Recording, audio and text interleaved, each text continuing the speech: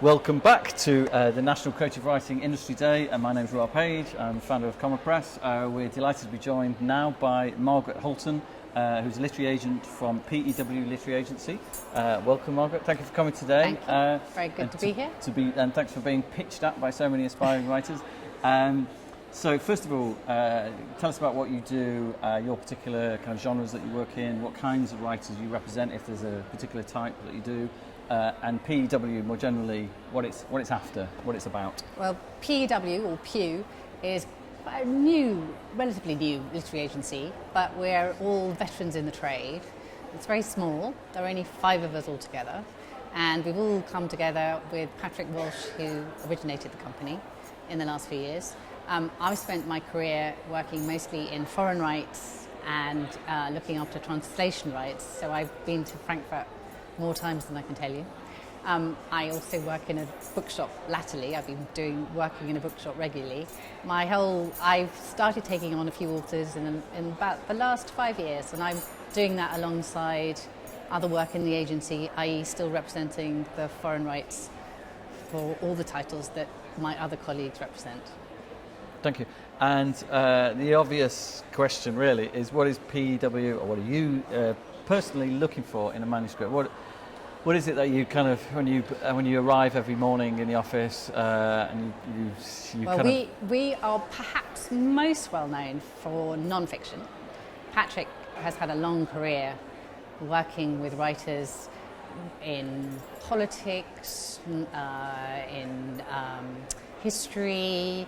We look after writers like Tom Holland and scientists, and people doing books like Dave Goulson, who does all his books about bumblebees.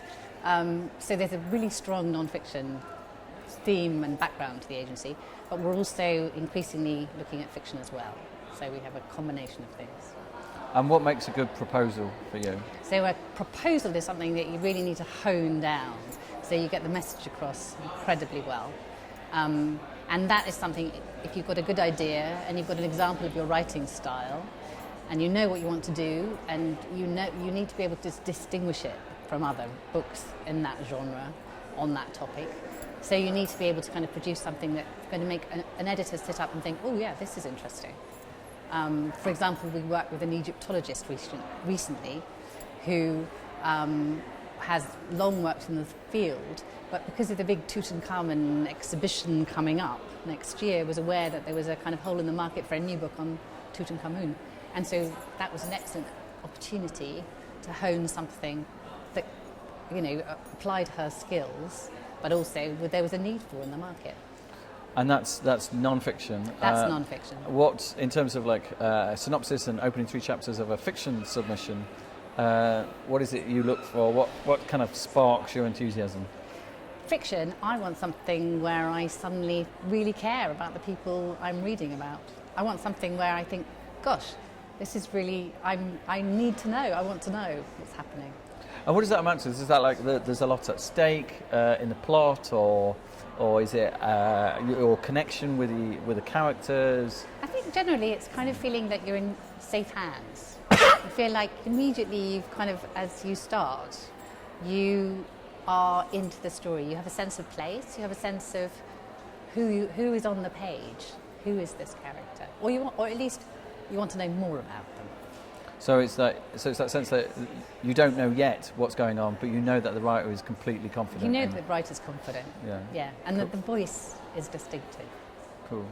And in terms of what not to do, if you're an aspiring writer, either a fiction writer or we'll talk about them both separately actually. If you're a non-fiction writer and you're thinking about putting a proposal together for an agent or for a publisher, what are the no-nos? No-nos. You just no-nos. I'm trying to think how to go about it. I could probably look at it the other way around. Because what you want is clear, defined, when you're writing non-fiction, sense of purpose. Yeah. What is this book? Where does it fit in the market? Have you checked what other books there are on this subject? Yep. Have you read around it? Which other writers do you put your work against? That kind of thing. Cool. And on the fiction side of things, are there any kind of clangers or things that you've come across in the open submission pile, or things that you wish writers had just spent a bit more time on? I think you wish that writers had spent a bit more time really looking at what's around in bookshops, really looking at books and thinking, how does my work compare? Who am I writing for? Who is, a lot of writers, I think, write for themselves, and I think that's perfectly understandable, but I don't think if you want to get something published, you're also writing it, you've got to write with an audience in mind. And so would you recommend aspiring writers subscribe to the bookseller or get that involved in the market, go to London Book Fair, I think find just out need what to the go to trends bookshops. are? Yeah, okay. Just go to bookshops. Yeah. And look and read. You need to read. You have to read other people's work. And your background, you say, is in foreign rights, so you know the international market well. Yeah. How does the British market differ from the kind of world markets or other markets out there? Well, I find that completely fascinating because I'm always interested as to why certain writers perform well in other territories. So you get people like Jonathan Coe, who seems to be the most English of writers, who's incredibly popular in France, for example. Yeah. And others who can be even bigger in foreign territories than they are in their domestic territories. And why? And again, it's that kind of, it's somehow there's something that appeals. I think I was talking to a German editor in Frankfurt, and she was saying, I know exactly my market for her particular company. My market is women over 55. They are the people that are buying books. I'm looking for them. I'm looking for things that are books they can get involved in, that take them away from themselves, that have a kind of perhaps a foreign setting that gives you a kind of slice of another life, a life that you don't is different from your own.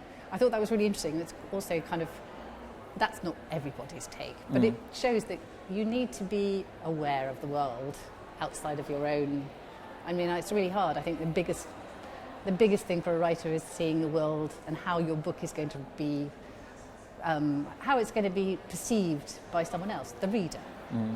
And are books kind of altered as they go? Do you see them slightly changed as they go into other markets because of the marketing, because of the packaging? They look completely different. They can look completely different. The title can be changed.